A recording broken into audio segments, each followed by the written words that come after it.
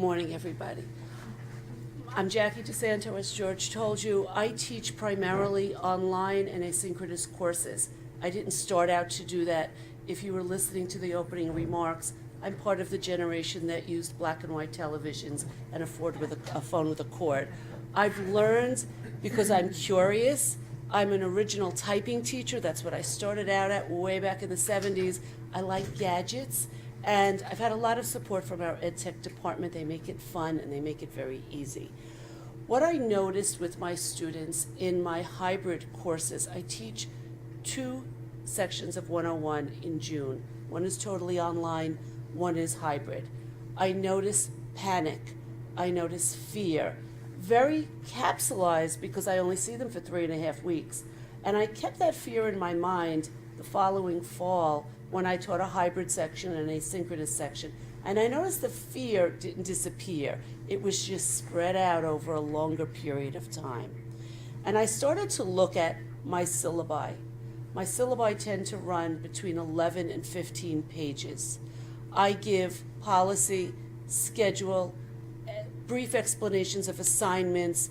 It's a walking document. And I started to believe that the fault lay in scaring them too early. So the following summer, I experimented with something that I call tapas, teaching tapas, or small bite syllabi. No food, but I found that cute. I was hungry last night and I found this cute picture. Okay, I also did some research into this, and there wasn't a lot I could find, but I did find research on why students panic in an online environment. And the one that hit me the most was that maintaining a purposeful presence as an instructor in an online environment, even if you see the students once a week, you disappear out of their mind. Their safety net is gone the minute they walk out of your classroom. Has been described as more important in cyberspace than when you are with those students 2 or 3 times a week.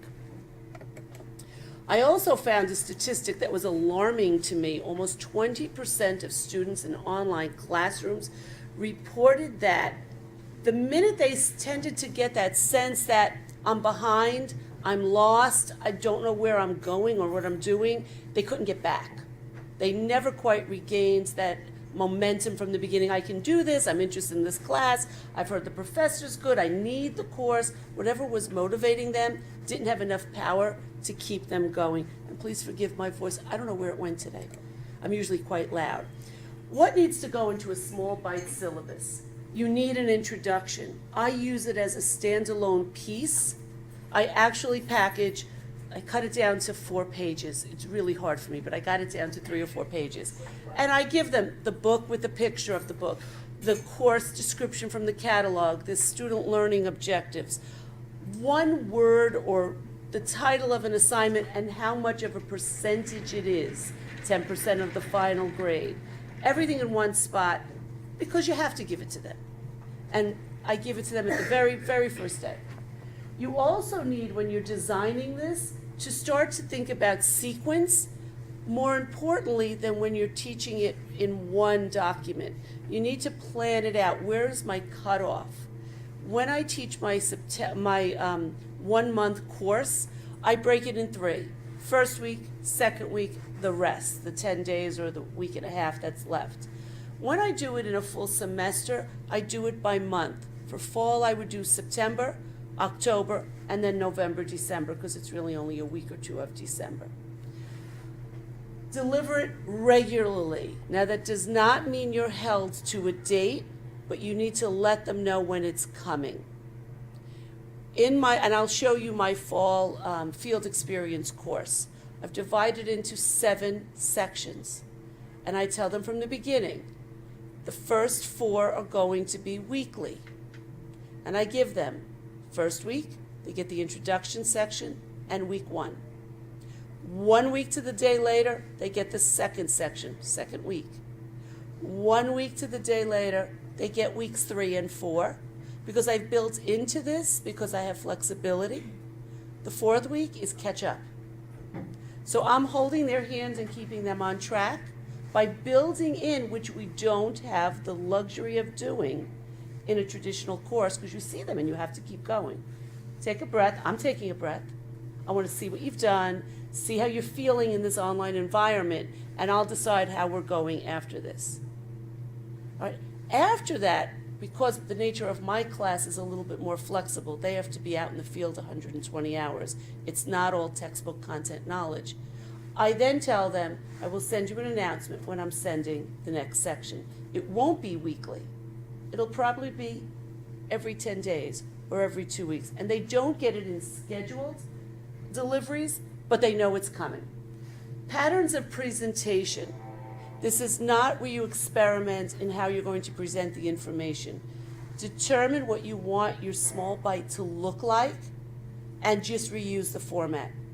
Mine is like a checklist, and I've tried really hard to be concise, 1 page, plus directions for whatever assignment is coming, but 1 page, almost a to-do list. And I stick to that. It's really hard because there are segments where I really want to break into a second page, but I've told them, I've shown them, you're getting a 1-page checklist. If you need to be a little bit more narrative or a little bit more verbose, use that pattern. Use the same font, same title, same predictability. They need to know what's coming. Put your personality in there. If your role in the online class is the taskmaster, let that come across. If your role is the nurturer, don't worry, I'm afraid of this nonsense too. I'm going to hold your hand. We're going to explore together. Let that come through. I like to put a quote at the bottom of mine. They're afraid. I have found no matter how many online courses, and I have one of my online students here, no matter how many online students, how many courses the students have taken, there is that slight discomfort with the unknown. What's coming next? I don't have the teacher every day. The teacher may not even be on campus, may not even live in the city. Could be an adjunct teaching from far away. I need some comfort. So put your personality in there, because very deliberate presence, as we heard in the first quote, your presence is important. They need to start to get a sense of who you are. Okay. And clear and concise. Please don't duplicate the 11 or 20 page syllabus and just cut it in half. Change it up a little bit and shrink what you're telling them. What I need to tell them that doesn't fit on that 1 page, I deliver through announcements. They sometimes get 4 announcements a day from me. I don't send an announcement every day, but I'll chop up what I have to tell them into categories and send an announcement by topic. You need to include your contact information, the course description, the expectations, textbook with picture, SLOs, a little bit about your grading, and the assignment titles in that introduction.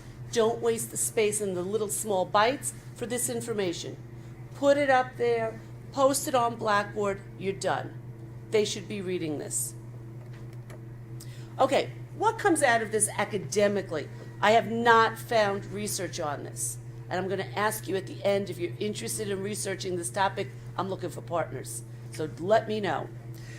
Better time management. I get so much fewer late assignments.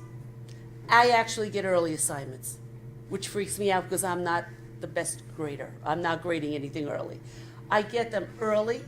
I get them better done with more attention to the original directions. Okay. I'm also finding that the students take the time to go beyond what I've asked, or to do what I asked and conduct real research. Get to a library or get to an online search engine and look for good material. When I give them the full syllabus, I find that they tend to jump ahead and they just have the image of the calendar in their head. I have to finish this because next week we're going on to this. They don't know what's coming ahead.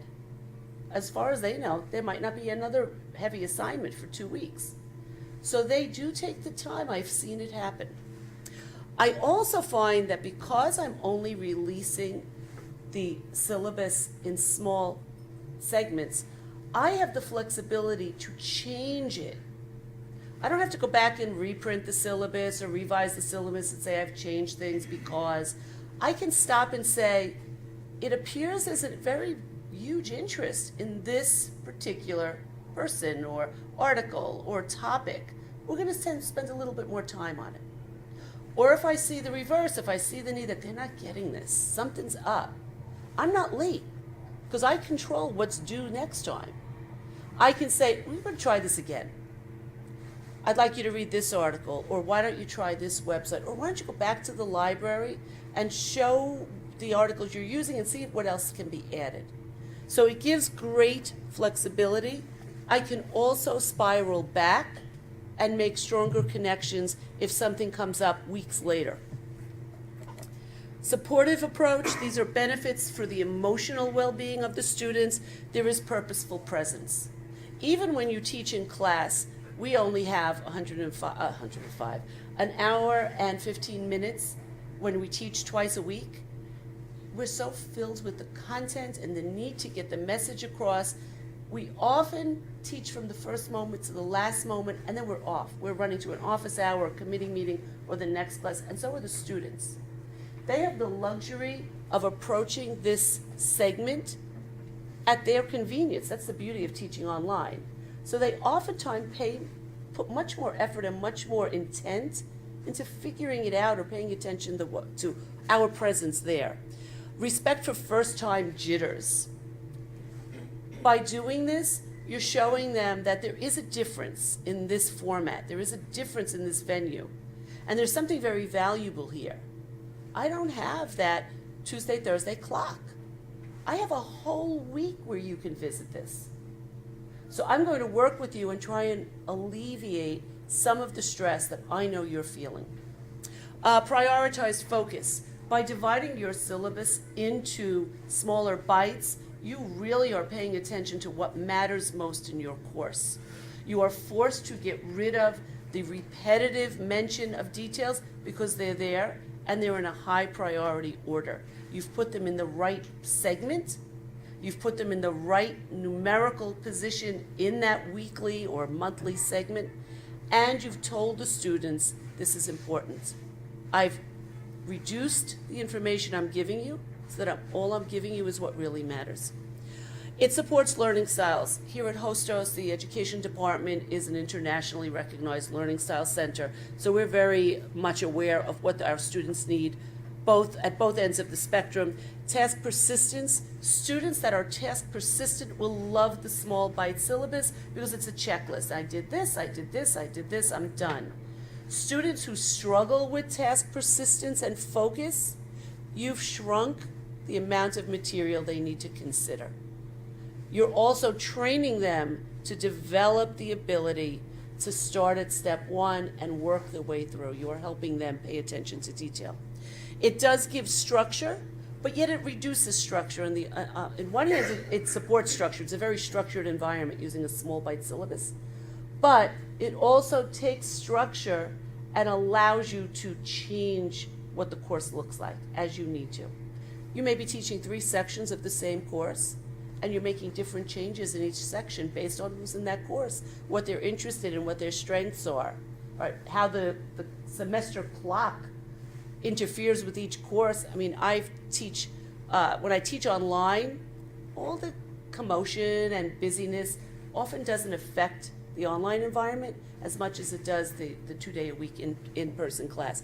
And your analytic and globals, analytics love this. They love the step-by-step. They love the escalation of difficulty. They love having it presented to them as a to-do list.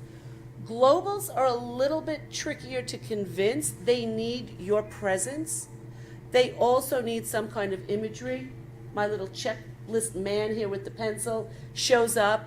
I try to put a picture somewhere. I try to add color. It's online. You're not duplicating it. No one's going to yell at you for using colored ink.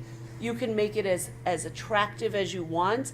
And I find that's another draw with small bite.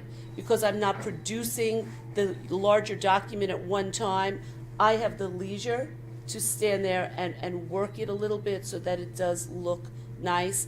I frequently, in one course, I use iconic images so that wherever I mention a topic, there's a picture. And it'll show up the next week, the same picture. It'll show up in the original document. It shows up in the grading, the assignment instructions, so that as they're looking for something, they're just looking for a picture, right, and they will find it. Okay, thank you. Feel free to contact me if you're interested in trying this, or if you want to help me do some research on it. But I do want to show you my course. This is not me. Where am I? Here I am. Okay, let's get you out here. Okay, this is my EDU 107, which is field experience. It's one of the last courses the students in teacher ed take. They are out in the field for 120 hours, but they do have 7 or 8 chapters, it depends on which group I have, to cover. They also have 4 key assignments, including a capstone assignment to cover. I have everything listed under course documents, and you'll see it upside down. It'll be backwards because the most recent is on top. The 7th section was given out with the hooray. Then you have 6. There's the directions. You have 5, 3 and 4 because I gave them that break week. 2, 1 with the introduction. And I'm going to show you what the last piece looked like.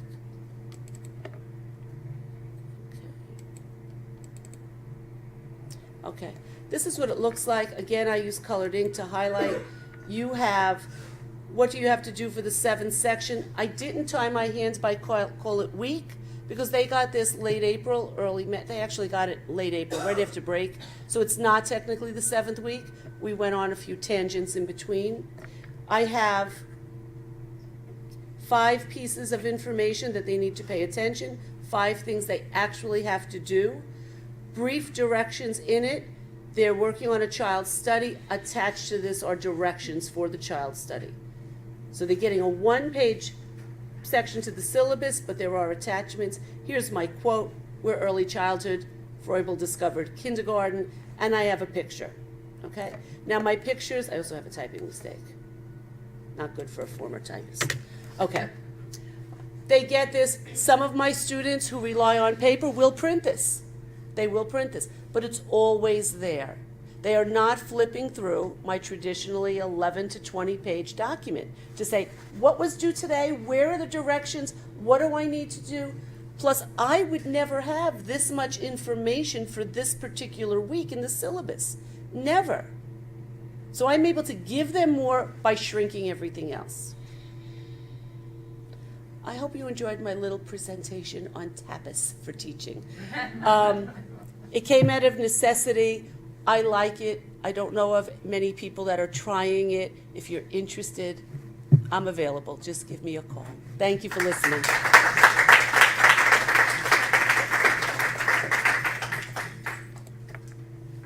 Any questions for any of the presentations?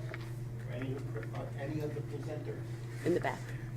I just want to thank you. I think it's great to see sort of a simple solution. Like sometimes we spend a lot of time looking at technology and like kind of learning the platform and learning the kind of format, and it's great to see these sort of like great tricks that people are using to just respond to the format. Thank you very much. And I think that's fantastic. In this case, because when I was doing it, I said, does it fit in with ed tech? The technology actually makes it easier. In a traditional course, I don't think I would be printing out small sections. It's because of the technology that I'm able to do that. I have a question for you. Is this after the class is done? Or do they have to make sure they download their portfolio before the class is done? Don't do It it. should be accessible through the My Portfolios link at the top, through the tab. So it would persist as far as we know. But it is a new tool, so.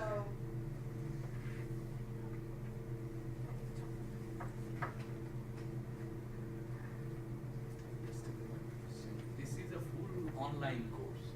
I use it for both. I have a completely asynchronous class where I never meet the students unless they come to my office, and I use it for my hybrid courses. So hybrid course, when you meet say once a week, what you discuss? I mean, is there any problem in the online submission or? No, what I tell my hybrid, the way I run my hybrid course is all the documents are online.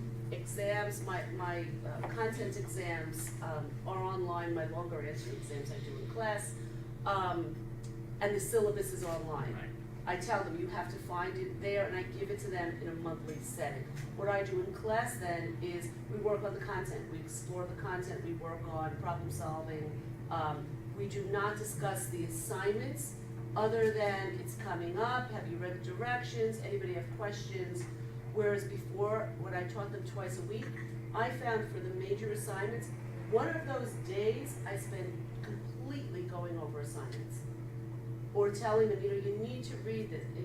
When you think about what you do with your students in a 2-day weekly sessions, you're giving them a lot of directions. A lot of your teaching time is spent. Remember to read. Remember you have to put up a discussion board. Remember you have to do the research. I take that time back, and they can find it and get a couple questions. Now, I was asked last year, I was observed in my hybrid class, and the person was observing me, took a look at the small bite syllabi. And her question to me was, do you have a completed syllabus available for somebody that asks for it? I have used this a dozen times, and I have never had a single student ask me, can I know what's coming next? I need a full syllabus. And it is available because we have to turn it into OAA, so it's available by the second week of class. And no one has ever asked me what's next. So I take that as a really informal piece of research. It must be something that's comforting to them or something they're interested in. Yes? How far in advance of due dates are you releasing information? Because our students, have such busy lives, they need the time to plan. When I'm doing it weekly, the readings, the discussion board, it's a week ahead. If I release it on a Sunday, everything is due the following Sunday night. Major assignments, at least three weeks to a month ahead. All right, and one of our major assignments in the field course, they have to put 6 weeks into an observation, so I give them that months ahead. All right, but I repeat it, each time I do repeat it, it's repeated as if it was fresh. So for the one capstone course assignment, it's given and repeated often. And that's the child study book that was in there. They can submit their assignment online. Yes, always, always. When it's a hybrid course, I do have them bring, because it's also writing intensive, so they bring a paper version, we work on revisions, they do peer editing, but the final assignment is in, because I'm very much in love with Safe Assign, and it takes time for me, it saves me some time. And it's also, as my co-presenters show, it is an easy leap then to the e-portfolio because they're required to do an e-portfolio. And I have to thank you because I learned some tricks that I'm going to put to practice with you.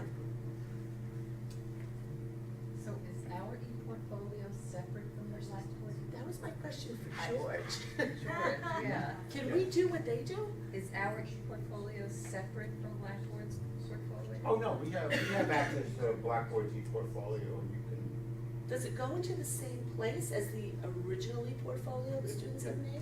you're talking about the, what is it, dissertation? Yes. Yes. No, it does not. So it's Yeah. totally It's separate. totally separate, both and that's are- why we haven't been, Okay. trumpeting it. So we're not where they are yet. We have to. Uh, But no. George, but you're- isn't the portfolio assignment is still available within the class Yes, it is. option? Uh-huh. Even if it's not the Yes. institutional e-portfolio, you can still do it. You can still within do the a course. portfolio. So I could assignment, yeah. use the Blackboard portfolio Yeah. as the practice and then still Right, yeah. require that they Yes. put the final version. Because for Right. us in our, for my class in the e-portfolio, I only want the totally revised version in it. My graded version, I don't ask them to put in, I ask them to do it after they've gotten the Well, the revision. revisions is partially because of the grading scheme used for the course. When they initially turn in an assignment, they get a grade on it then. And then the portfolio as a whole gets a grade. Same. So what the portfolio grade would be is if they submitted an assignment, did not do any revisions, the initial grade holds through the portfolio. If they then, but say they got a 4 and they revise and they get a 9, the 9 is what gets counted toward the portfolio grade. We totally omit that first draft grade. Kind of a double check. Yeah. Yeah. See, If they I wanna don't do that. They do it, some of them choose to not, they'll get 4 grades on the first time around and choose not to update it. Most of them do. It's typically, in my experience, maybe Chandra can add to this, that portfolio assignment, not the portfolio, the periodicals assignment is what hangs them up. That and the annotated bibliography. which does not have the option to do a revision because that's not turned in until the portfolio. It's too late. Yeah. Like Thank that you. periodicals, they have to go out and find 3 articles from newspapers, 3 articles from a trade or specialty publication, and 3 articles from a scholarly article, from scholarly publications, and then give the APA references for all 9. And a lot of them have trouble distinguishing what's a trade or professional publication from a scholarly or a newspaper, and that's where they lose points more often than not. And also the APA page, they. Yes.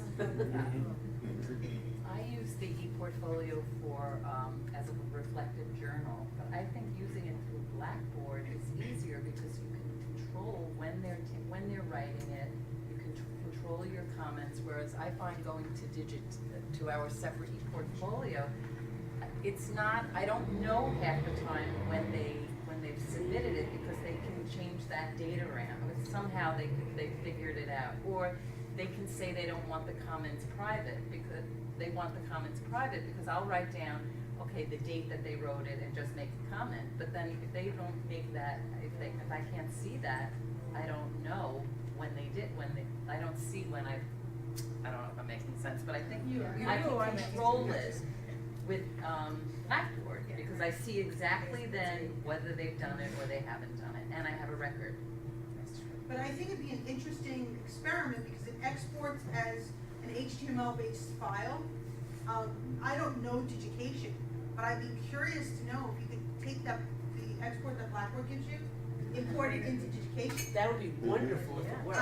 It's That would be worth good. trying out, just that we're not a Digication school, so. We have a project for you. Yes. Yeah, I mean, Yes. um, Just put the whole You know, again, just to make sure, the bottom line is, you know, you have all the tools of Blackboard that they have, so. And I wasn't aware that they yeah. were there. I'm glad I listened. Mhm. Yes. With both formats for the e-portfolio, Education and Blackboard, how is the content backed up? If you remember, Education had a total meltdown 2 years ago, and it was just before finals. My students were doing Education presentations, and I had maybe 6 students. Everything was gone because Education was down. It was supposed to come up. Oh, it's gonna be up tomorrow. It's gonna be up tomorrow. It never came back for us, and so those students had to scramble to find all the piecework that they've done all semester. So I never went back to Education. Is Blackboard backed up? That's a really What good happens? question. That's one with George or myself, we would have to pose to, because I'm also my campus Blackboard admin, we would have to pose to QDCIS. Because I'm not sure into what the implications of backups are on that data. Mhm. That's a great Because question. it's tied to the student login, because it's available through my portfolios. And I don't know if that information gets backed up independent of the course in which the assignments were submitted through. So like, I don't know I honestly don't know what would be the implication of, say, the student uploaded a personal artifact. That's not tied to a course. Because when they back up the servers and they back up classes, they're backing up the assignments as part of the class. So I assume in that case, that content would still be attached to the class and at least could be recoverable that way. If you had to do, say, a course restore. With the personal. But if personals, I don't know, it's actually a really good question. Yeah. I didn't, about the personal. That we may wanna yeah, raise at Personal the assets, I don't know CAD about or that either. PMC. Yeah, Especially if we're encouraging them to go forward with this e-portfolio. Well, as a we're life encouraging tool. it. We don't have Education. We don't have something else in its place. We're really working to make e-portfolio a part of our hybrids. And the students who are on board and we're excited and have been doing it for quite a few years without these kinds of glitches, but that semester, it was their final project. Oh, we're not a Education school and I still heard about it. So. Meltdown was the appropriate word. That was it. On all parts.